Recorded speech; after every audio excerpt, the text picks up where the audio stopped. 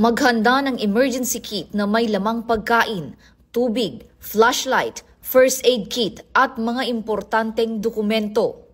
Alamin ang ligtas na lugar sa loob ng bahay, paaralan o opisina kung saan maaaring magtago kapag may lindol. Makipag-ugnayan sa barangay at pulisya upang malaman ang mga evacuation site at emergency hotlines.